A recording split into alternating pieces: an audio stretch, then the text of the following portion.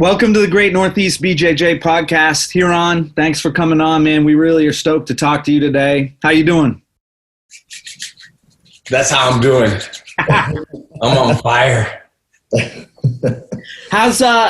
on the West Coast, we're on the East Coast. How's everybody, how's your family? How's everybody doing in your house? I just moved maybe 2 weeks before the lockdown. And I moved to a much smaller place, so we're on each other, but it's okay. That's how you grow. You need pressure, and sometimes these tight confinements of a new home that is smaller, everybody kind of learns to deal with the discomforts of life a little faster. So we're really being put to the test, but I embrace it all. Hey man, you've been used to tight positions and tight confinement your whole life. So yeah. You might be better equipped than anybody. I'm trying. That's what jiu-jitsu part of it's for, right? Is to become comfortable in uncomfortable situations. Yes, I agree. So it is crazy that folks like yourself, obviously through following you through social media and kind of the different programs that you guys have. Obviously, there's a lot of work associated with that. It's not just running an academy, it's bully proof, it's working with all the law enforcement. So you don't get a lot of time at home. It's never as much as we want, right? And all of a sudden here we are with as much time as you want. And you're like, it's a new adjustment. Yes, it is true that there are a lot of people that want to learn jiu-jitsu, like you mentioned, from law enforcement to children and adults and in all parts of the world. And I actually decided last year in like July or August that I wouldn't travel in 2020, that I would stay home, because being here is a lot of work in terms of driving to the school and in terms of mat time. And a lot of filming time also. We do a fair amount for the website. But telling myself that I wouldn't travel in 2020 was a very big statement, because I traveled to 76 cities in 2019. That's amazing. So sometimes I'll do 4, 5, 6 cities in one trip. Every day I'll drive 2-3 hours to another city. So I did a lot. I think it was either 56 or 76. I'm going to look it up for you guys. But the point is that I didn't expect to not travel this much, because not traveling is one thing, not traveling on an airplane to Texas or to the Philippines or who knows where, which I did much of that. So now I'm not even traveling to the restaurant, 15 minutes away or 2 minutes walk down the street. You really can't travel anywhere. I can barely go to Gracie University. Right, we go there. My brother and I were very quarantined together, but all of the employees are pretty much out of there. So, yeah, you're right. There's a lot of free time on our hands, and I've, taken up riding a bike, which I've always wanted to ride a bike, and now it makes sense as I moved a little closer to the beach, so I have great paths and views. But a lot of time. It's been challenging. And it's interesting not to have at least the combative side of jiu-jitsu, the rolling style of jiu-jitsu, to be able to, without that, it's how do we exercise in a way that will engage the mind? You know what I mean? It's difficult to go down every day and bench press and sit-ups and do that.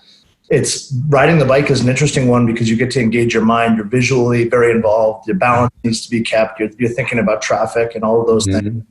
It's a good experience, and it's a way to engage your mind when we can't do it the normal way that we would. Yes. And it's been 2 months for me since I've rolled, which is probably the longest in my life. Maybe I've had an injury where it's been a month and a half, but I still can be on the mat and doing some techniques. So it's been a very long time.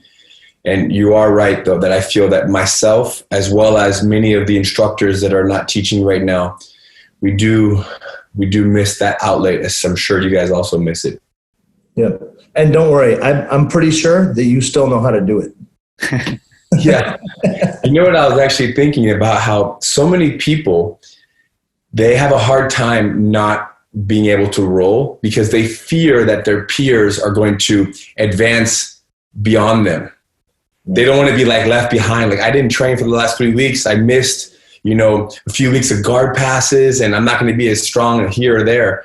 But the good part about this situation that we're in is that everybody pauses. So we can rest assured that all the guys that gave me a hard time, they're not getting better while I'm at home doing nothing. We're all on a hiatus. Do you think that is probably when the most difficult thing for people when they get injured or for whatever reason, for whatever thing drags them away from the mat, coming back and seeing your peers have advanced? Do you find that that's the most difficult thing to kind of remotivate that student coming back in that might even miss a whole belt level, as an example? It's difficult to remotivate them and get them involved in the learning process as opposed to focusing on the negative. Do you find that with your students? Yeah. Well, I feel like people in general like to compare. Comparing is, right, they say comparing is a thief of joy. People, I always refer to it as the feeling of not enoughness.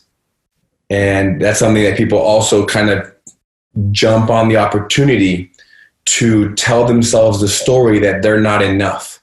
So when it comes to being off the mat, let's say for, a month and a half or 2.5 months, or you had a baby, and for 4 months you're at home with your newborn, figuring out, family life, and then you come back, maybe you might even delay it 3-4 more months, because when you think about going back, you're like, man, I've lost it. I'm not going to be performing that well.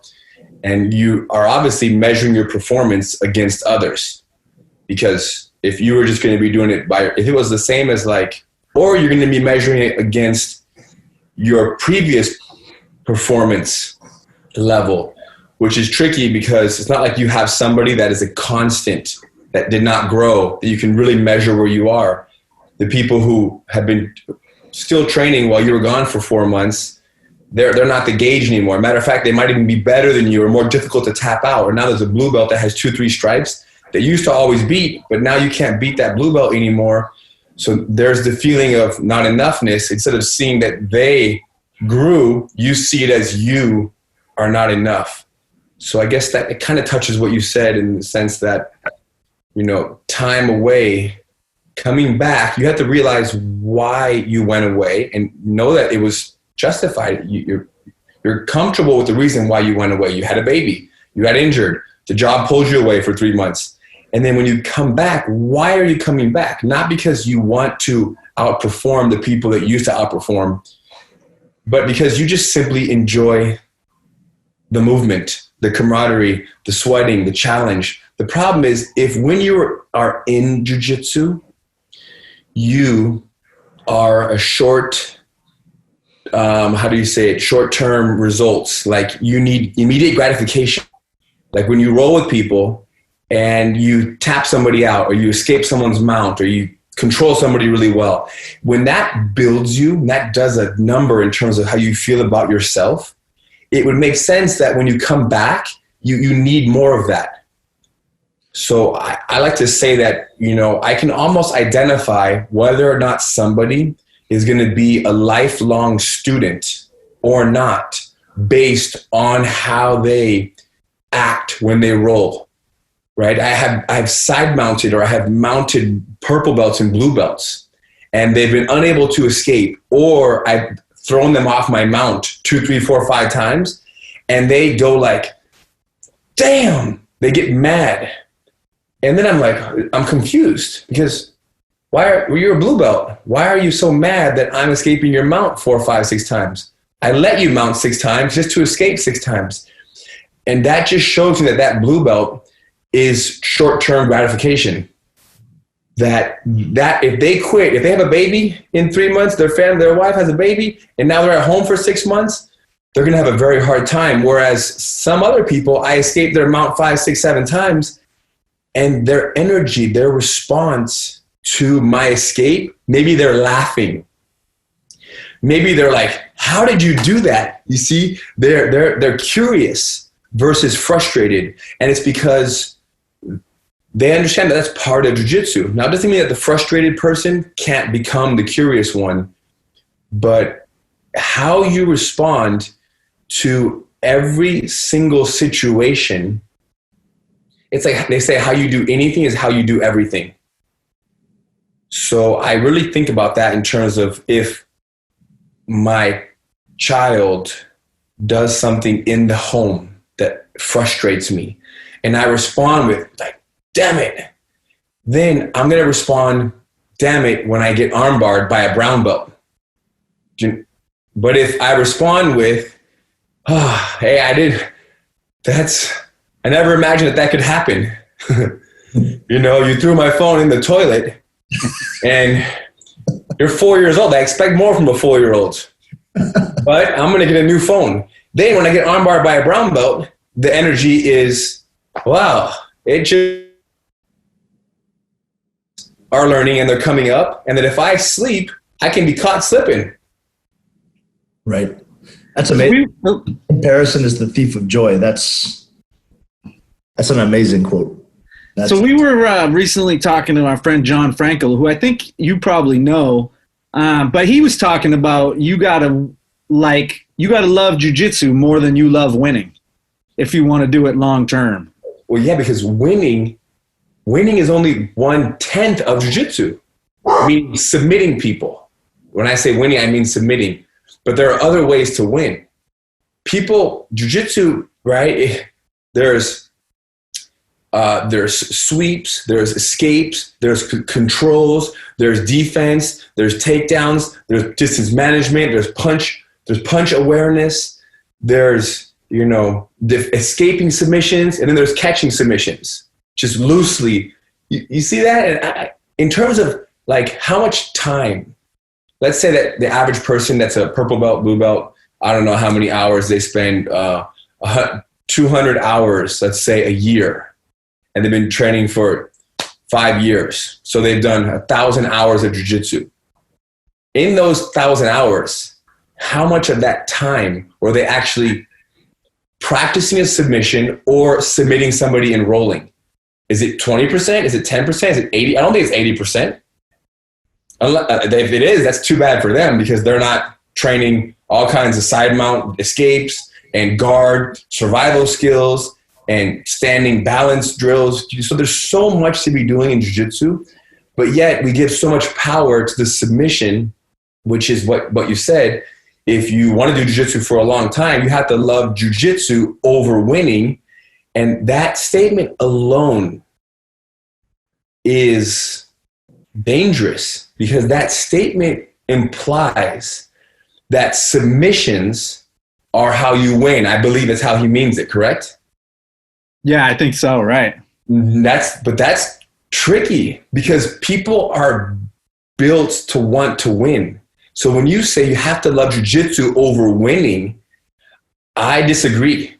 I agree because I know what he's saying, but the statement is this. If you guys mount me, let's say you mount me, Jay's mounted on me, and he attacks for 5 minutes straight, and then the timer rings, and he couldn't submit me, and I'm not even trying to escape. I just won. Like a tremendous victory. A victory that will go down in the history books. You know what I mean? That the Supreme, what do we call it? The Supreme what? The Supreme Commander? Supreme the Commander? Supreme Commander, do you understand? Did not tap me out for 5 minutes. That's something to go home to and make a huge acai bowl. That's a celebration night. You know what I mean? So because of that, now that's the world of jiu-jitsu has lost touch of that. They don't, the other day I was rolling with Rener months ago. I always say the other day because I'm on the mat so much. Everything happened yesterday. But it was like, I don't know, maybe 8 months ago. And I actually mounted Rener, and he tried to escape my mount, and he failed. And then he tried again, and he failed. I think on the third or fourth one, he succeeded. Now, when he succeeded, the feeling wasn't, the feeling was, I got you, fool. You tried 3 times, and it only worked on the 4th. I made you fail 3 times. The feeling was a good feeling. I didn't lose. I won that battle. So if that is your truth as to what victory is, then the comment is you can love winning because you can win in any single position, in any single experience. If Rener side mounts me and attacks me for 30 seconds, 45 seconds, a minute and a half, 2 minutes, and then he taps me out after 2 minutes, let's say in an armbar. If that happens, I can very easily say, dang, he beat me in an armbar. Or I can say, wow, 2 minutes straight, full attack. I defended for 2 minutes. And I take that, and then I go where? 2 weeks later, we roll again. And then this time, it goes 3.5 minutes. You see that? I always take the good in any situation. And that's the key to happiness, is finding gratitude in any moment. Any moment. My friend the other day told me that his father passed away. And I said, I'm so glad you had him in your life till you were 26 years old. Because I already know that the whole world responds with, oh, I'm so sorry. I'm so sorry. Which it's okay to say that I'm sorry. Yeah, I'm sorry for your loss. But I feel like the lead comment that I make is the one that I'm creating my reality. Do you understand? My wife leaves me tomorrow. I'm so grateful that I was with her for 13 years and we have 2 kids that are amazing kids and she's an amazing parent. Instead of, what am I going to do without her? How could she do this to me? That's the route that everybody takes. I got arm locked. I keep getting arm locked. I'm not good enough. I'm not having enough arm lock counters. Versus that arm lock is amazing. And if I get caught in it 9 more times, I'm going to figure it out. I'm going to understand it as much as that person who's catching me in it. What an amazing statement that is when you think about how hard it is for a lot of people to stay committed to jiu-jitsu for a lifetime. You know what I mean? If you go to the mat every day and stake your success or failure based on how many people you tap or don't tap, it's going to be a very stressful life. I always say that Helio Gracie, my grandfather's definition, his understanding, his conviction as to what it meant to do jiu-jitsu was this. I would say so few people have the same belief as to what it means to do jiu-jitsu. Most people believe that jiu-jitsu is so much more. It's go, go, go, escape, sweep, dominate, go, take down, control. But my grandfather's conviction was, if someone side mounts me and I can defend and keep them from advancing and mounting on me and punching me, I can stay safe, I'm doing jiu-jitsu. So, but because our culture is confused and we have people from everywhere, from white belt all the way to black belt, that are doing and saying things that even though they're very small, you hear enough small things, you start to formulate this idea of what you need to be doing and how you need to be behaving, how you should be looking, how you should be rolling. Because people don't know that they can choose to be however they want. They feel like once they sign up to do jiu-jitsu, that there is a way to do it. For example, if you're inside somebody's guard and you see 2 people, one, top and bottom of guard, 99% of people who look at that, they say, okay, the top person is going to start to pass the guard now. That is the feeling that you get when you see someone in someone's guard. Do you guys agree? Yeah. The feeling is not, I wonder what the bottom person's going to do. And if the top person can simply neutralize their attacks for 45 seconds to 60 seconds. And then in doing so, it will probably give the top person the opportunity to escape that position and advance to the side control. But because little small things are said, like, okay, got to pass the guard now. Okay, got to posture. Okay, break the legs, break the guard. Or when you're in the bottom of side mount, okay, turn to your side. Let's start hipping out. Let's start recovering guard. So these things are so strong And they're so strong and so subtle, and everybody's saying them, that it's keeping everybody confused. I literally, you said there's no rules on this podcast. So when I think about people who do jiu-jitsu around the world, I sometimes feel like everybody is confused. Like every single person in the world, like my brother Rener is confused. Now, everybody, every black belt in the world, to some degree, they're all confused. Now, to be honest, even I sometimes land in positions and I behave in a confused manner, meaning I do that which the collective have deemed to be the right thing to do, like start trying to get out. Now, to what degree you're confused and to how aware you are of these false beliefs that you have adopted. Like if I mount on you, Jay, what's your job? What are you supposed to do? I guess get out, right? Escape. No, you're confused. Survive. You see, but I'm like you also. I've also been mounted by people and I'm confused. Now, the lucky part, or I guess I feel very fortunate to know that I'm not as confused as you are. Right. And the reason you're more confused simply because you've had less exposure to my truth. My truth. It's not even the truth. But my grandfather, Helio Gracie, explained to me, he said, you don't have to escape the bottom of the mount when hoist mounts on you. That's not what you have to do. All I want you to do is defend yourself. You see? So and then I agreed. I said, okay, I agree. Now you, Jay, you might not agree to that. You might say, no, that's not true. That's okay. And then we are doing two different arts. We're doing two different expressions of the same art. And which I'm okay with that. For you to say, yeah, my expression is different. Now, the question is this. The goal, the ultimate goal in jiu-jitsu is what? What is the ultimate goal? When training amongst friends and going to the gym and learning, what is the... Have fun. Have fun. Have fun is a very good one, yes. I think what you hear mostly is, when people try to define jiu-jitsu, say it's the art of submitting your opponent, right? Yes, the goal in terms of like the literal sense, they want to submit each other, tap the person out.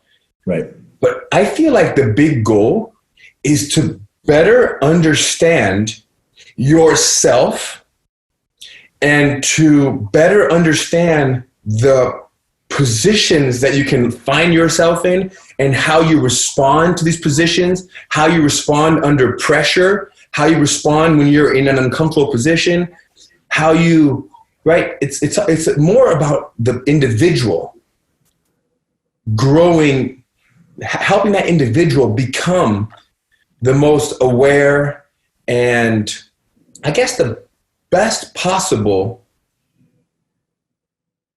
representation of themselves.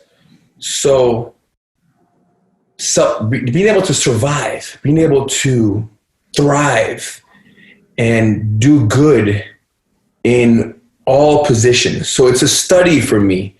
So if I like that more than the objective is to tap everybody out. I want to become comfortable in as many positions as possible and become more aware of myself and learn more about myself.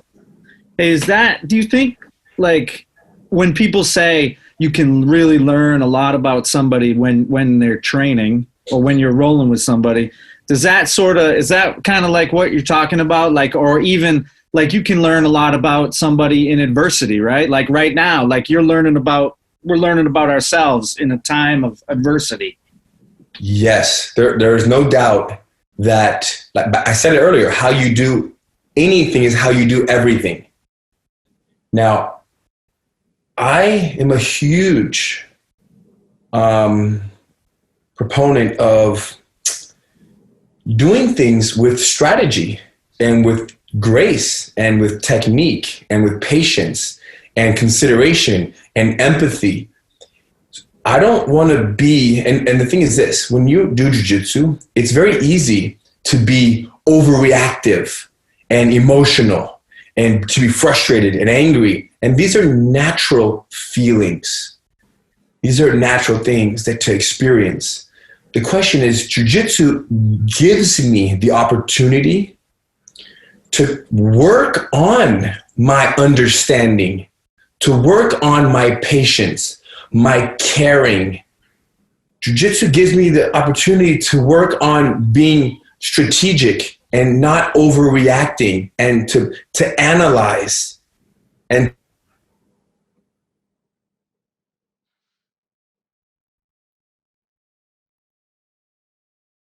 we got to freeze, I think.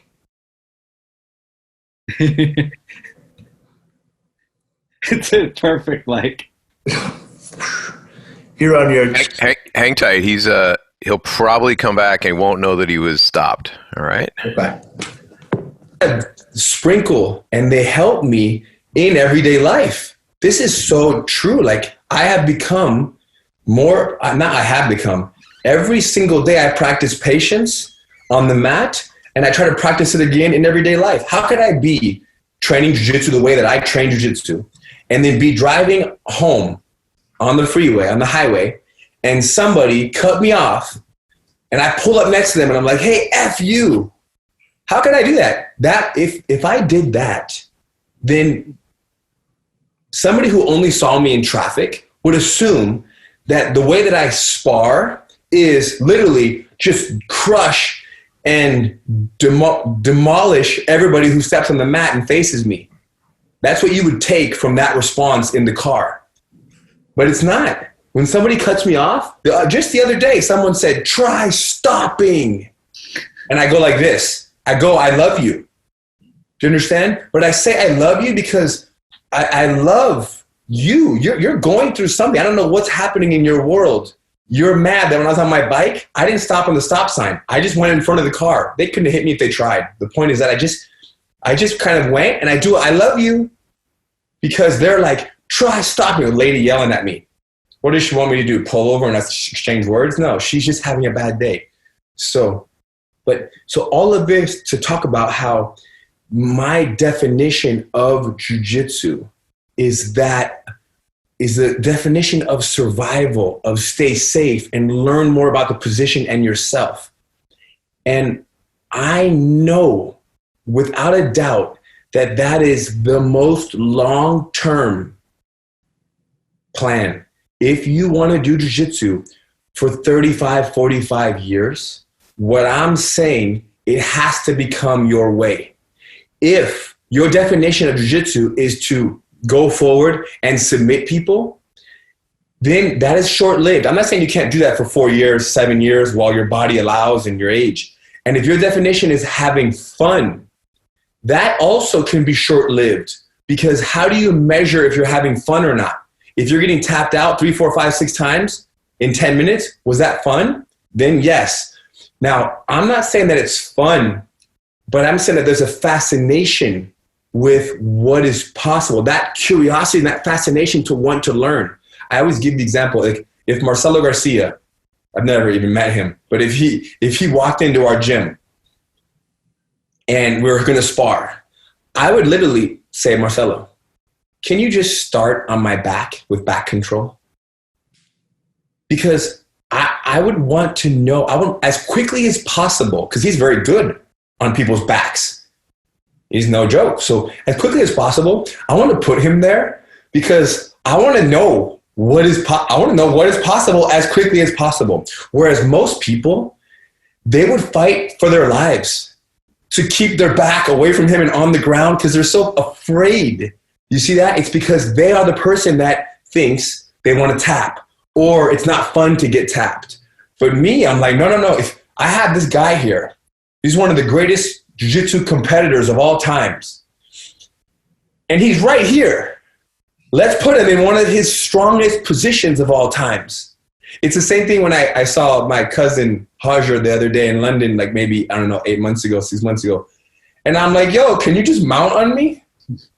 Like, what are we, like, because the thing is this, I probably could have avoided him mounting on me for a 5-minute round. Like if I fought hard, but why would I want to do that? I want to have him mounted on me for 5 full minutes. You see that? But who does that though? People who understand the big picture. I want to feel, I want to taste your mount attacks, your back mount attacks, whoever you are. It's not. Sorry, George, go ahead. So, I mean, what you're saying reminds me of this thing I've just recently heard, right? And it was somebody, I think like Randy Couture, talking about dealing with anxiety. And he was like, man, instead of like turn the anxiety into like excitement. And so instead of being like anxious about, before the fight, he'd be like, man, I'm excited to see where this thing is going to go, And it made a lot of sense to me. Yes. And I can imagine that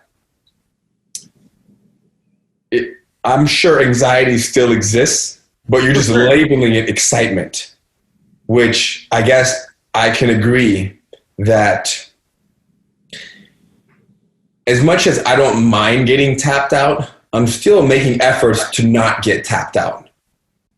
But then when I get tapped out, I'm like, man, I watch my mind want to go, or, oh, that was beautiful. They're so close. It doesn't mean that when I say, oh, that was a beautiful arm lock, that 3 minutes later, when I'm stretching, drinking water, that I'm not like, dang. That still exists. So they're both right there. What I'm just suggesting is that people too quickly jump to the pain, the one of pain, not the one that is setting you up to continue. Because we're talking about training, being around jiu-jitsu. People love jiu-jitsu. If you surveyed everyone that does jiu-jitsu today and you asked how many of you would like to be around this in 10, 20, 30 years, 95% would say yes. Absolutely. The question is, you have to ask yourself, anytime, if I say, you know what, it really matters to me to have good health and not, get diabetes or cancer and have a good, healthy life so I can hang out with my grandchildren one day. I have a 5-year-old and a 7-year-old. I want to have grandchildren and be around them. If that matters to me, but then I'm smoking cigarettes, my actions are not matching my words. So if my words and my thoughts are, I want to be around jiu-jitsu for many years to come, show me that in your actions, in how you train, in your actions on how you respond to when jiu-jitsu happens. Getting tapped out is part of jiu-jitsu. If that is destroying you, then you need to you're probably better off quitting jiu-jitsu and taking up yoga if you're actually getting mad. Like if you hit the mat.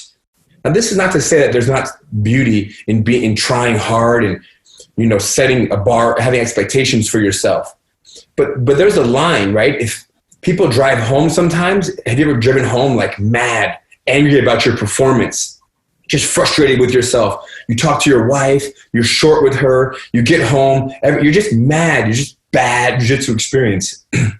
That's just a dangerous thing. How much of that is okay? And let me tell you this. You guys, what belts are you guys? You're a black belt and George, you're a black belt? Yeah. Yep. So you're both black belts. You already know. And you both, how many blue belts are you around? 70, 50, 60 blue belts, right? A good amount of blue belts. Out of those 50, 70 blue belts, how many of them will be around in 12 years? 10% maybe? 10%. You're being nice probably too. Yeah. So 7 of the 70 will be around in 10 years. Why? Because they are because there's a certain stress. When jiu-jitsu becomes stressful and it becomes difficult and not fun anymore, and you're comparing yourself to others, you just hang it up. They go buy a mountain bike and it becomes their new escape. They just jump from activity to activity. It's a fad. right? Now, you guys, the part of the reason why you guys didn't quit, when did you start teaching? At what belts? Brown belt. That was purple belt. There you go. So teaching jiu-jitsu, the age you started at, where you were in the ranking of your gym, what age you were, your physical abilities, and you being able to teach jiu-jitsu, teaching, it's a new kind of rewarding, which keeps you around the energy because people depend on you. Whereas everyday students, they're not teaching. They're just rolling, and it's fun one day, it's not fun one day. It's stressful one day, it's not. They get hurt, they don't get hurt. You see that? So it's so easy for them to stop. And so when I see we have like so many students, I literally look at the class and I'm like, okay, 12 years ago, I recognize like 3 guys from 12 years in a group of 90 people. Now, there might be 4 more guys on the next day. So there's a handful of guys, 40 people, 50 people that had been there for like a long time, like when I was in high school, who knows. But the point is this, you have to modify the way you do. You have to adjust the way that you do jiu-jitsu all the time. You have to follow you have to follow the energy. Where's your body at? Are you getting older? Injuries? How much you can train. How has your life situation changed? You can only come in once a week. You have to modify how you do jiu-jitsu because that will allow you to be around it longer. I think about that. The analogy with the driving is if you live in Massachusetts, we're famous for our aggressive driving and our negative communication in times of stress. You know what I mean? And it's you get cut off and you check someone the finger, and it's just like the jiu-jitsu mat, what you're talking about. You should ask yourself, like, why am I behaving this way? Like, learn a little bit about yourself and be like, is it my day? Is it my influence? Is it my stress levels? Like, why am I behaving like this person that I don't want to be? Yeah, you're just throwing pain. Like, for example, you giving someone the finger after they cut you off, it's the same behavior. Yours is just in a hand gesture, and theirs was in a driving gesture. Right. Them cutting you off had nothing to do with you. You flipping them off had nothing to do with them. Right. It's just 2 people who are constantly distracting themselves from their reality. And they're distracting themselves through, who knows, drinks, coffee, food, candy, sex, gambling, internet. How do we distract ourselves? How do we, or work, overworking, chasing money. They're distracting themselves so much that when something happens, we don't know what happened to them on a phone call when they were driving, they're on the phone with someone, and then they drove a certain way and it cut you off. And then you also distracting yourself all day, every day. Even jiu-jitsu can sometimes serve as a form of you avoiding the truth and the difficulty and the pain that you're in any given moment. Like, for example, you're having a horrible time with your wife, big argument. You go to jiu-jitsu, you feel good. Okay. You let out all this steam. Do you go back home and say, hey, let's pick up where we left off on that conversation? No, of course you don't. Because you don't want to mess up your whole role. That feeling that the role gave you. So now, I'm not saying that you have to that evening, but things have to be discussed. And that's the best thing about this whole lockdown is that I can't escape my wife, in terms of conversations. And the thing is, I hate having conversations with my wife. And I love having conversations with my wife. I love and I hate them. Sometimes I'm like, give it to me, an hour straight, hour and a half. Sometimes after 4 minutes, I'm like, yo, I need a break. So both of those are true, and it has nothing to do with her. It's not personal. The same way the flipping off and the cutting off. If I can't talk to her, it's because of where I am inside of me. I need to work with this first. So think about how you just said this is how we are in this town. And you just said that people, you can look within yourself. You can do a little self. It's interesting. Oh, go ahead, Jay. Sorry. I was going to say, you hit on something that I've experienced a lot, having, competitors, a lot of competitors in the gym training with everybody else, you know what I mean? And it's something I've thought a lot about myself too, is, you compete, and a lot of people, they want to win, and so they compete a lot. And so winning becomes really important. The concept of scoring more points or winning, and you have them in the academy trying, because it's a give and a take with the people you roll with, right? You get better because of them, and they get better because of you.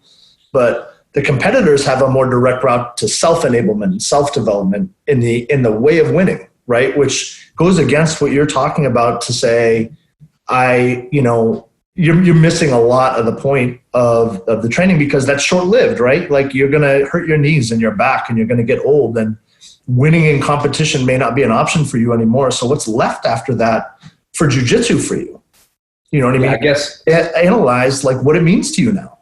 Yeah, I wonder how many competitors compete for 3 years, 7 years, 12 years, and then their jiu-jitsu practice is never the same again, meaning they don't really do it, they stop going. So if you understand the other way of doing jiu-jitsu, the more sustainable way, and you say, you know what, I have a very strong understanding of that. I have instructors and friends that are on that path that can remind me, I see the beauty in it, I want it. But right now I'm going to dedicate these 5 years to competing, or 12 years, and then I'm going to go back to that, then that's great. I have not seen too much of that.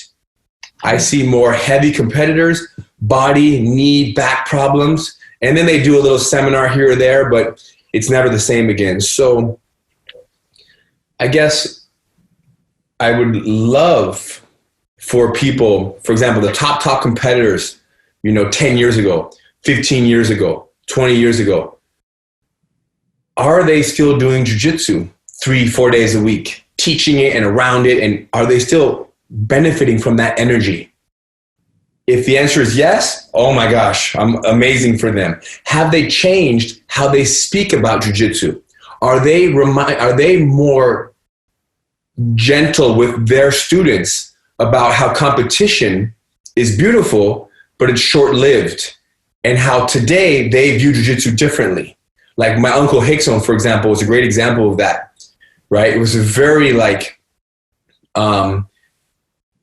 very, very much, obviously one of the greatest fighters in the Gracie family, and in his time, and he amazing representative of jiu-jitsu, and just very calculated and go forward and just take people and finish them.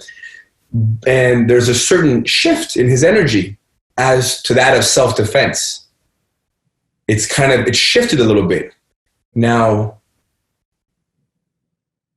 what I'm saying is that I already know. Today, for example, when I roll with people who are visiting, competitors, MMA fighter friends of mine, I roll at a level where I feel like anybody who comes in, you're going to have the fight of your life.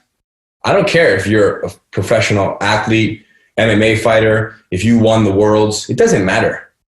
Do you understand? You're not going to just cut through me. Do you understand? I'm still a monster. So now, even being that and being able to tap all of our students, right, and all of our instructors, all of our black belts, and I'm still there physically. That is not my truth. That is what I can do, but I never stop spreading the truth of survival, control, preventing someone from progressing on me, staying safe. And because of that, my students are not growing up in an atmosphere of feeling like they have to crush, which is compete. They're not feeling that. I, who can crush all, don't crush 75% of the time. And it's amazing what you're talking about, because, you can hear people's philosophy and they can verbalize it in a certain way, but their behaviors show something else, right? But I've seen you do exactly what you're talking about, like your match with Galvao. You know what I mean? You were not going in there with the idea, crush, submit. It's like, I can't. Smiling, being like, I am comfortable in this spot and I believe in my jiu-jitsu. I will escape. I'll replace the guard. And as time went on, you were having more fun in the match and he was getting more frustrated, even though he had mounted and he had done these things. But your takeaway, it felt like and I don't want to put words in your mouth by any means, but it looking from the outside, it was what you were gaining from that experience was much different from what he was trying to gain from that experience. Yeah, you're right. I think he wanted to gain just defeating me. But he wanted to gain that in a very cautious way because you could tell his submission attempts were very weak. He was very, very cautious in terms of like potentially losing the top position to go for an attack. Yep. You can attack more freely, but then you run the risk of losing the position. And he's so programmed to not be on his back, even though there's no points, that his own programming limited his ability to attack. But he still won in his eyes in the world of positional control. And I have no doubt that he would win if we fought in a 10-minute tournament. He would somehow win by 9-0 in points or 9-. Maybe if I get a point, maybe. I don't know. Can you get 1 point? And you're right. And for me, I just knew that he couldn't tap me. And even though I knew it, I was also curious to confirm it. And once I can confirm it, then I can gradually begin to play a little more. But you're right. We both had two different agendas. It's almost like both of you guys had two different like definitions of success in it. And but your definition, I mean, in his mind, maybe he thought he won, but he wasn't happy. But in your mind, you felt like you had success and it felt like you were happier after. Well, there you go. So then I guess only I won then. I don't know. It was, and the reason I bring it up is because it was for me, one of the best displays of actual jiu-jitsu that I've seen. Because here's this guy that's been, he's won the worlds in IBJJF so many times and knows how to make sure the number on his side of the screen is higher than the other guy's. But you showed this guy's bigger than me, you know what I mean? And he's like, whatever he does to prepare himself athletically, you know what I mean? He's doing all these things. And you're like, I'll just replace my guard. I'll escape his mount and survive, right? Just like you're describing. And if people, and the reason I say that's such an amazing display of jiu-jitsu, in my opinion, in my humble opinion, is that if people take the approach to training the way you did that match in front of millions of people, how much better and how much elongated would their jiu-jitsu life be and the way that they can analyze what they're doing on the mat? Yo, tell me about it. Yo, I feel like that's my only mission is to remind people of how lost they are and teach them how to identify their own confusion. So if you can learn, it's the same as eating. If you can learn how to be your own nutritionist and watch your own eating habits, then you're unstoppable. You will be a healthy person. You'll have a much greater chance of being a healthy person. I want my kids to look at 3 options of meals and say, this is the one right here. But I also want them, when they pick the unhealthy one, the less healthy one, and they're eating it, to say, you know what? Look at me. I chose the unhealthy one today. To have awareness. Most of the population, they think they're all the same. They're all just food. And they're eating the trash, the junk food, and they're oblivious to it. It's the same as your behaviors in jiu-jitsu. If I can get people to be training jiu-jitsu and behave in a way that is unsustainable, that is, that lacks strategy and technique and patience, and they say, oh, wow, look at me overreacting. Look at me behaving emotionally. Someone swept me, and I'm over here fighting, resisting the sweep. It already happened. I'm behaving as if I'm still in their guard. And now they're mounted on me. I'm taking the energy, the resistance of the sweep, into the bottom of the mount. I'm behaving immaturely. If I can teach people and show people how to think like that, then before you know it, they're going to get swept and they're going to overreact and say, no, don't overreact right now. I didn't want to get swept. The sweep happened and now I'm here. New start, new position. So in this age right now we're living in, where I haven't been able to train jiu-jitsu, and I've sort of like, a lot of good things have happened to me because of this. And one of the things I've introduced myself to is my mind, which is a truly scary place. But because of what you were saying with distractions earlier, I distract myself with jiu-jitsu. I've distracted myself with playing guitar, with all these things for years. And now I have this time, and I don't remember why, but I was like, I'm going to try to start meditating.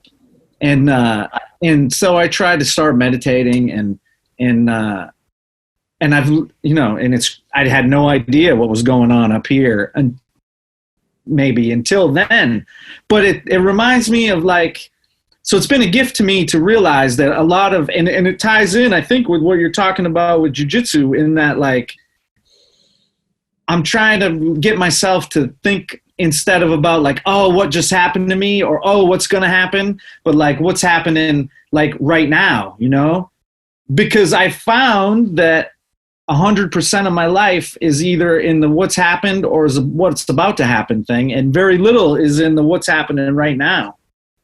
Now getting to that point where I'm there and then now has been more difficult than one might imagine.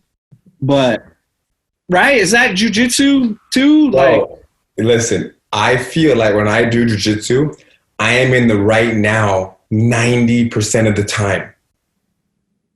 I was going to say 99%, but I'll try and be humble. But people, when you get mounted, oh God, this is so good. You get mounted, and people are literally thinking, here's what it is. I believe that no matter where somebody is, any single position in jiu-jitsu, besides a fully locked submission and the person actually in the middle of tapping, any position, that person actually wants to be somewhere else. So think of any position, just throw one out. Bottom of half guard, top of side mount, in someone's guard. Wherever you are, wherever you land, the moment you land there, you are wanting something else. You're in a constant state of want when people do jiu-jitsu. And the way that we know this is true is because if we have, let's say we have 80 people sparring, all paired up, rolling, 40 pairs, and I could freeze all of them like I'm, Professor X, and I freeze everybody. If I can go in and ask each of the 80 people, hey, what are you working on right now? What do you want? The chance of someone saying, I don't want anything other than to keep them from advancing and submitting me, sweeping me, going from side mount to mount, passing my guard. I just want to maintain what I have. The chance of hearing that is like 1, 2, 3, 4, 5%. 95% will say, well, I'm in the bottom of half guard. I want to recover full guard. I'm on top of guard. I want to pass guard. Bottom of mount, I need to escape their mount. We're standing. I need to take him down. Everybody's trying to go somewhere else. And you know what's even crazier is that the person that, for example, that is standing up and says, I want to take him down. So then they pull guard, let's say. They bring the fight to the ground. And now they're on the bottom of the guard. They now want to attack or they want to sweep. So even when you're here and you wanted to get there, even where you went was not where you really want to be. You also want to be somewhere else. You guys, this is the sickness. This is the sickness even in me, in other areas of life. Do you understand? I'm like, for example, I'm in this podcast right now, talking to you guys. The moment I finish, what do I want to do? I don't want to just sit here in this room. I want to go do laundry. I have laundry in the washing machine. It has to be dried. And then I want to go play with my kids, because that's what a good parent does. And then I want to go to the beach, because I have a beach here. And if I don't go now, I might never go to the beach again. I might lose it. You see? And then I want to go to Gracie University and do the Zooms. I always have something else to do. We're always running to the next thing. And then when you can't get to the next thing, sometimes, how do we feel? Sick. Like you're drowning. I can't get to the laundry. We're going to end this in 20 minutes. I can't get to the laundry. Unacceptable. Matter of fact, now that I said that, once we finish this, I'm just going to sit here for 15 minutes and not move. But then what am I going to do? After 1 minute, I'm going to grab my phone and start going on Twitter. No, I'm not. I'm not going to go on Twitter. And then if I don't go on Twitter, what am I going to do? Start thinking about a video that I want to film. I'll have a video idea that I want to film to share with people because of the whole quarantine. I want to give this cool seminar away. I'm going to start strategizing that in my mind. You see that? I can't even just sit here. I'm always running to something else. It's amazing because now you're tying like a lot of concepts together, a lot like jiu-jitsu, but how you do something is how you do everything, right? So if you behave like that on the mat, you look at your life, and if you're always chasing what's next in your life, you're never living in the moment of what is happening right now. And it just reminds me of every single person I know that's like, oh, I got a promotion. I got all this money. What's the next thing? Where's my next promotion? And, I cut the grass, and I'm like, okay, now I cut the grass in the back where I plant some flowers. It's not good enough to be where you are and doing what you're doing. You're always thinking about what's next and what's better. Is that because we're doing things for the external validation? We're not doing things for the intrinsic reward. We're not doing it for us, right? We're doing it because of how it makes us look in the eyes of others. Do you understand? Me doing laundry. I want to do this seminar. I have to film this seminar. It's a 2-hour concept that I want to share. Why am I doing that? Am I doing it because I feel good doing it? Or because I know that when I give it away, people are going to see me and be like, wow, you're so good. You're so generous. You're so nice. You see, the reason why I want to do that, I want to do laundry so that my wife sees me and says, wow, this guy helps out with laundry and dishes. Amazing husband. You see that? Not because I want to do it. So I want to pass someone's guard now because I want to appear that I'm able to get out of that position. And I want to show the coach and my peers, and I want to look, no one can hold me down. Not because I'm just simply enjoying going through the movements of the guard pass. That's an amazing. That's a great. I mean, obviously good for jiu-jitsu, but good for life. You know, can I ask? Because if I don't ask this question, people will hit me with virtual sticks over the internet. So is that like? There's a lot of philosophy and conceptual approach in the things that you're talking about. Was growing up Gracie like that for you? Were those concepts that were introduced by your instructors and family members, brothers and cousins and father? Yeah. Or was some of it there and you've really been able to kind of develop these human development methods on your own through your experience with your brother and your dad and kind of running the academy and teaching jiu-jitsu over your entire life? Yeah, it's a great question, which I don't even really know the answer to, but you know how people say, like, once you have kids, you will realize what your parents went through. You'll have more kind of understanding or for what your parents did. I feel like I was exposed to a lot of mental jiu-jitsu and mindset. And I feel like sometimes my grandfather, for example, because he was probably the most talkative in terms of strategy and mindset and watching your emotions, and learning lessons, and being a scientist. I feel like he talked about so many things during so many phases of my life that it's almost like maybe he just planted a little seed. And then there were things that then that seed that he planted when I was 18, so I was exposed to something that was so similar 9 years later in a book. And I'm like, oh my gosh, the book explained it a little more clearly, a little more in depth. He understood it in a certain depth, but he gave it to me in a little pebble. So I feel like everybody out there has everything already inside of them. And the question is, are you exposing yourself to people? Do you have friends and do you have peers and do you have people around you that are helping you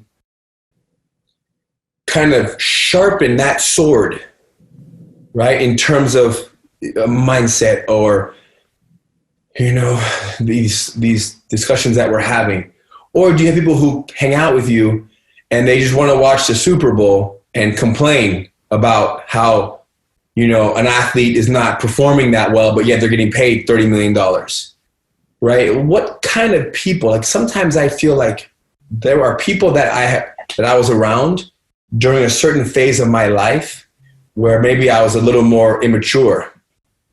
And it's like when you have friends from high school, 16, 17, 18, but you're still their friends 20 years later. It's very easy to behave with them how you behave when you were in high school, because it's kind of all you know. It's where you feel safe. But the beauty of jiu-jitsu is that it introduces you to so many people of different walks of life that my wife explained this very well, is that it kind of forces you to start at zero. And you don't just behave like the jackass when you were 17, but you come at zero. And even though you were a punk in high school and now you're 27 and nobody liked you in high school because you were a jerk, now you're in jiu-jitsu, you don't know anybody. So you're just like, you start at zero, and then that allows for a new type of interacting with people. So I'm very fortunate that my grandfather, my father, my uncles, the whole family, there was so much philosophy around the family and so much mindset and technique that there were so many people that saw that in the Gracie family, right? In terms of way of life and way of existing, that as I grew up and I traveled the world, people on the outside assumed that I embodied that. So they almost came forward with discussions around the realm of discipline and lifestyle and nutrition versus just chasing women. Do you understand? And even though that's a very big part of the masculine culture and the Brazilian culture and the jiu-jitsu culture, that kind of skipped past me a little bit.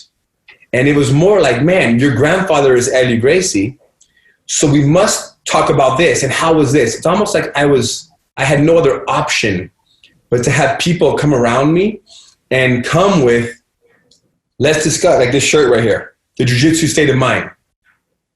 Right? They want to hear about what's the mindset of jiu-jitsu. They want to get into that, which I guess I'm very fortunate because now I'm taking it and I'm just releasing it into everything that I touch. From my parenting to friendships to marriage to money to business to my fears. Like, it doesn't end. A couple years ago, I was talking to Pedro Sauer about Helio, your grandfather, and I was asking him like what I should do for my daughter training jiu-jitsu, and he says, you know what Helio would tell you? He would say, make sure your daughter loves the smell of the gi. And I was like, what are you talking about? And he's like, make sure like she just likes to put it on and like and likes the feeling of it, and then you can like show her stuff. But that stuck with me, you know, for a couple years. Because at first I'm like, what is he talking about, man? What was your grandfather as a kid like? What was it like? You know, was he teaching you jiu-jitsu? Yes. My grandfather, when he would come from Brazil and he would spend, you know, a month, 3 weeks, a month and a half in LA, he would teach us jiu-jitsu. I remember being, I don't know, 11 years old, 12 years old, 9 years old, and he would grab us, myself and Rener and Halleck, take us into the private room. And I had this feeling of like, oh man, like, come on, let me go. Like, I didn't want to go in the private room. Like, and the reason why I didn't want to is because there was a certain expectation from him and a seriousness in the practice. And he wanted, boom, go through the movements, and you do it wrong, do it again, do it. So there's a little bit of like a little boring. And then, of course, at the age of 18, then is when I said, no, now 18, 17, now give me more. Because I realized all that he had been showing me for years and years and years and years and years gave me the ability, the power, the confidence to neutralize people that were much older than I was, much bigger than I was, a lot more experienced than I was. I was able at 17, 18 years old to not lose to people who I should be losing to. And that was hugely attributed to his efforts when I was 13, 14, 15, 16, but I couldn't even see that. I'm just like, man, let me go so I can go over there and go mess around, you know, and go, I don't know, just draw on a wall, like something so silly. And that's the thing when it comes to children in all areas of life, you don't realize the things that your parents and your grandparents and your elders are trying to pass on to you. They're trying to give you that which they have or which they never had. The intention is good. The problem is that it's very easy for a parent to want to give it so badly that the child ends up like, you know, because they feel a certain pressure of expectation because their parent is so involved in this activity. How many adults out there want their kids to do jiu-jitsu, but their kids are not doing jiu-jitsu? I would say the majority, 70, 80%, are like, my kid just won't do it. And that's because of the energy that they create around jiu-jitsu, or same as your wife doing jiu-jitsu. So when I think about your daughter, for example, how old is she? 8. 8 years old. Does she do jiu-jitsu classes? Is she in the gym with you doing the classes? Yeah. Great. And the energy around her doing classes, just be very aware. Don't be surprised if in 6 months, 2 years, 3 years, she's like, I don't want to do it. At all, don't be surprised when she's 11 years old, 10 years old. As she becomes a little bit older, more conscious of her body, there are things that are going to happen that I don't want to do it. Now, how do you feel about that? When she says, I don't want to do this. I mean, I would rather her do it, but I want her to do stuff I want her to do what she wants to do too. There you go. So cancel that first part of the statement where I would rather her do it. Right.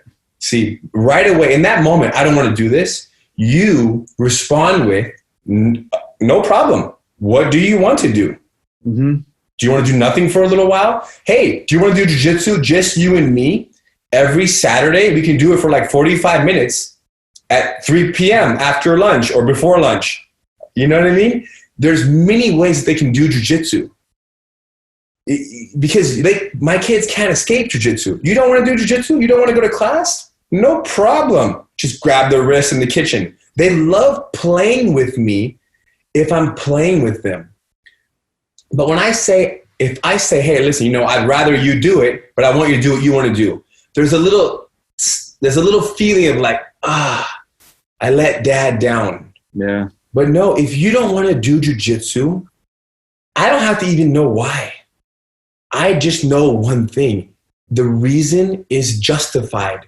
It could be because you're afraid of getting hurt. Someone said something to you, because it's a lot of boys in class and you're a girl and and the boys are a little bit aggressive because you feel like dad is so into it that you're not doing good enough to meet my expectations, because your friends aren't doing it with you. I don't even care why.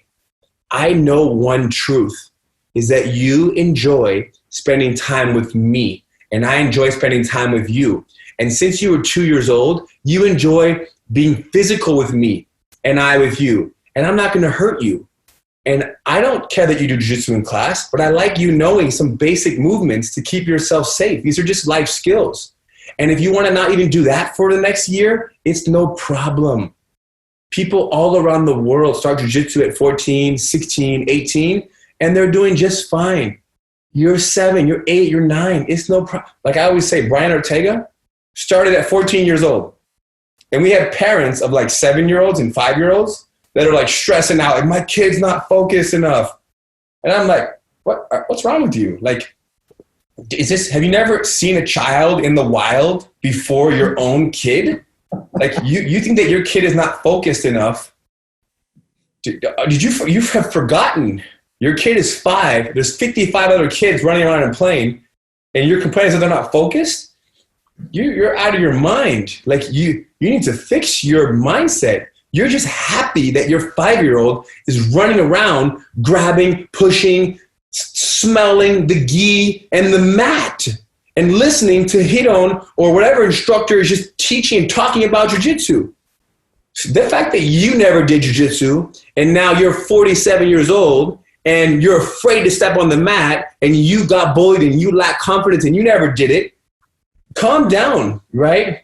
Same as the parent who wants their kid to be an NBA player or an MMA fighter. Look at, you're over here a big fan. Calm down, parent. Right. And don't cast it. Know enough about, like we were talking about earlier, know enough about yourself, about why you're behaving the way you are. Don't cast that on your child that's trying to grow up in a world that's tough enough as it is. Yes. People have no idea. Like my kid says, I don't want to go to school tomorrow. I'm like, shoot, I didn't want to go for a month straight. Ever. Of course you don't. I'm surprised you waited this long to tell me you don't want to go to school. What did you figure out that you didn't even ask for this for the first 7 years? Like, thank you. Please miss 2 days for your honesty. Skip 2 days. Forget school. Like I used to, or when my kids say, I hate you. And I'm like, don't tell me you hate me. I'm like, what are you talking about? I yell at my mom, I hate you, mom, all the time. It's so weird. Oh, man. It's crazy. I think of that, and I think maybe like, you know what I mean? And I think you manifest this extremely well, that maybe what you're really teaching is not, it manifests through jiu-jitsu, right? But you're teaching human development. You know what I mean? And free will. It's like, you don't want to train, don't train. Like you can do whatever you want in this life. Like, you know what I mean? Like if I want to shut my laptop right now, I can do it. I can take off my clothes and run in the street. Consequences, yes. But free will, also yes. But we forget that we have the power of choice and that we can do what we want. And because we forget, we get side-mounted by someone and we're like, we got to get out. Even if the coach is saying, hey, start recovering guard, you forget that you can say, coach, I don't want to escape. I just want to stay here for 60 seconds and neutralize all of their attacks. Because once I feel more comfortable that they can't submit me, it will allow me to do my escape more confidently. But my escape is going to be a little bit reserved if I fear getting submitted mid-escape. Right. But you can't tell your coach that, because then they're going to say, no, my friend. This is not the way. This is not the way. This is not jiu-jitsu. Jiu-jitsu, you don't want to be on your back. You have to be on your side. Like the whole bottom of side mount, like turning to your side is like a big deal, correct? Right. Like never once in my life since I was born have I heard someone say, turn to your side when you get side mounted. But yet I've side mounted 500 people in front of their instructors, 300 people, blue belts, brown belts, and all the instructors say, yeah, turn to your side. Turn to your side. And I'm like, oh my gosh, please don't turn to your side. Number one, I'm too heavy right now. Number two, I have such a good grip. Number three, I'm going to guillotine you. Number four, I'm going to armbar you. Number five, you're going to get tired. Number six, I'm not going to do anything for you. Number seven, I don't know what your coach is telling you, because turning to your side makes sense if it's at the right time. This is not the time to turn. And then they try turning for 2.5 minutes, and then they tap out because they can't breathe and they're exhausted. And I'm crushing their diaphragm. And like, you know, I put so much side mount pressure that the person just get off me. Black belt, can't breathe. But I didn't even do that. You are just confused, and you bit the lie. You bit the lie that you have to escape side control. You see that? You don't have to escape side control. Dude, I know you got some laundry to do. I appreciate you hanging out with us, man. I look forward to one of these days we'll get together on the mat. But first, we always talk about this on the podcast. Mm-hmm.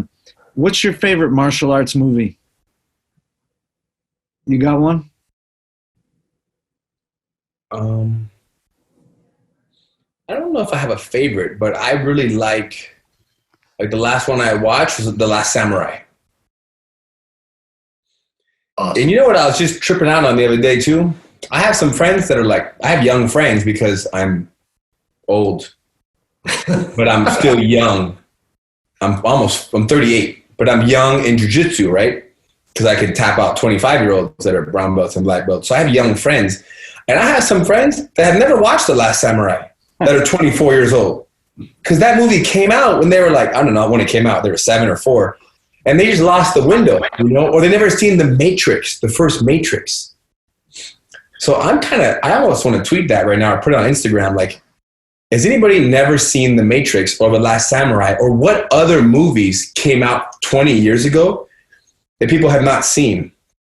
Because, well, what are you guys' favorite movies, martial arts movies? Well, we've been talking. We did this. I'd say I really like Bloodsport, but you know, I'd like it better in between matches if there was a 12-year-old Huron coming to clean the blood off the mat in between the matches. I also like the Last Dragon was one of the ones I liked a lot. I've not even seen Bloodsport. Oh, really? Maybe I have a little bit. Like, you know the movie Fight Club? Yeah. Do you guys like Fight Club? Yeah, I love it. Bloodsport and Fight Club, I think I watched a little bit, but I stopped watching them like 20 minutes in. You know what I feel like sometimes? Because of my family, the movie Fight Club, maybe I didn't allow myself to be entertained. And I'm like, man, this is a movie. This is a Fight Club. Don't talk about Fight Club. Because I actually existed around real fight clubs, like real fights happening in my backyard and in the gym on Sunday with the windows blacked out. Like these actual fights happened when I was a kid. Fight Club felt a little bit like, come on. But I have to give it a try. It's like WWE. Like I was never allowed to watch that. Not because I was not allowed to watch it, because when I watched it, I'm like, are you kidding me? Like truth was getting in the way a little bit, right? Yeah, I had been exposed to too much. So when it comes to like The Matrix, for example, it's so far-fetched that I allow it. But Fight Club had an appearance of like some realness. And The Last Samurai, it's fake, it's real, it's telling a story of a time way before me. But Fight Club, I felt like that could have been happening down the street from me. And they're trying to insinuate that. But I got to watch Fight Club again because I had at least 5 or 6 friends like, yo, Fight Club. So I will do that. But have you ever seen the cartoon Avatar? Yo, my kids just watched all of it. I didn't really watch it. Oh, man, I love it. It's great. I've watched a couple episodes with them, and they're very good episodes, yes. I have a hard time watching cartoons these days. Even though they have great messages, I have a little block in me for watching cartoons in the last, 25 years. You're right. My wife loves it. One of my best friends, Evandro, loves the show Avatar. He told my kids about it. So there's another show about a girl similar. Yeah, Katara. It's like the second Avatar. Yeah, it's great. So I'm gonna start watching that with them. All right. But I missed the whole Avatar 3 seasons. But what other movies? What movie do you like, George? Man. I mean, I would like Big Trouble in Little China is probably one of my favorites. You know that one? I've heard of it. I've not seen it. It's a classic, man. It's like 80s. When did it come out? 1980s, probably. Yeah, so movies that came out before 1995, I'm not gonna have watched. Right? Because I'm not going to go back. It's hard. My 20-year-old friends are not watching Last Samurai for that reason. So anything that came, I want to know after 1995, 97, what came out. That's what I'm going to have watched when I was 14, 16. I like maybe in that era, I would say my favorite would be, it's Jet Li is in it. It's not Crouching Tiger, but the other one, not Warrior, but Hero. Okay. Dude, it's good. You know what would be cool? We should trade a little bit of lists, like maybe your top 10. And I'm going to do it. You guys on Instagram? Oh, yeah. Yeah. I'm going to go on Instagram right now, and I'm going to do a little post. Best martial arts movies. Nice. Give me your top 3 martial arts movies. I like to watch martial arts movies, fighting and Black Hawk Down, war movies over everything. So I'm going to do a post.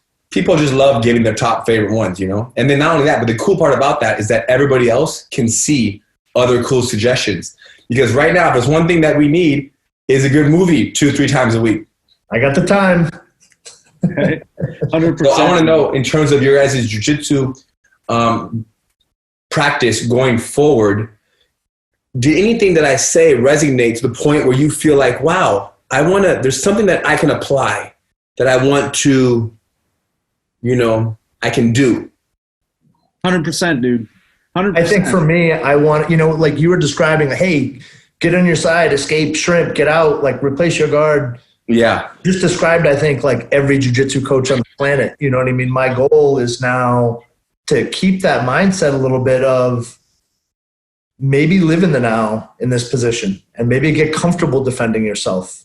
And maybe don't be so quick to think what I'm thinking of you watching the roll or what your training partner is thinking of you as they roll. Like, why not really explore the position a little bit and don't be so quick to move on to the next thing. And I think this whole podcast has really sunk in for me, not only as a teacher, but as someone that practices jiu-jitsu myself and how it expresses itself in my life. And how maybe I'm not using good jiu-jitsu when I'm not on the mat sometimes. And that should all affect how I translate what the gift of jiu-jitsu that I'm like transferring from me to someone else that never belonged to me in the first place. You know what I mean? I feel Make sure that I'm doing it in the best way I possibly can. I love it. Thank you. Yeah, brother. Seriously. I feel this. I mean, I feel like we got an opportunity when we get back on the mat and open up to kind of like, we got an opportunity right now to reevaluate all the stuff we're doing, right? And go back when we start and kind of like look and say, hey, we can start over with a lot of stuff. Like if we've been doing stuff that maybe doesn't make sense to us now, like we're starting back over and we can do it a different way, and it's, I don't necessarily have to prove in every role that, I can escape and pass your guard and get on top and hold you down. And, like that doesn't have to be because I want to roll forever. I'm a little guy. These guys are big guys. They're trying to kill me all the time. I want to roll forever. You know what? Like just the concept of maybe it's not so important for me to teach someone how to do worm guard as it is to calm their mind and their soul when they're underneath a guy that's 250 pounds and survive the round and not submitted, or maybe those small victories and saying, I live for 3 minutes and then I live for 4 minutes and then 5 minutes, and that's how it grows. And it's just amazing lessons that I'm so appreciative to have you share with us today. Awesome. I love it. You guys, well, it was fun talking and comment on your movies. I saw the Instagram right there on the chat, which I don't know if I'm I can copy that or whatever, but I see great. I'll text it to Great you. Northeast BJJ podcast. Very cool. Wait, man, I'm going to think a little bit before I reply to your post, but Just comment with those 3 movies, and then I'll see the podcast. That's it. nice. That's it. You guys, I appreciate it. Like you said, hopefully I'll see you guys in the mat one day, and hopefully I have helped you kind of catch yourself when you move into a behavior that is, what did I use the term that I said? It's confused. Yeah. Right? When you behave in a confused manner, now, especially confused based on what you want for yourself. If this is what you want and you're behaving this way, I would like to help so you go like this. Okay, now I'm back in the direction of that which I truly want. Okay. 100%. Thank you. Be well. Thanks a lot, brother. Peace. So much.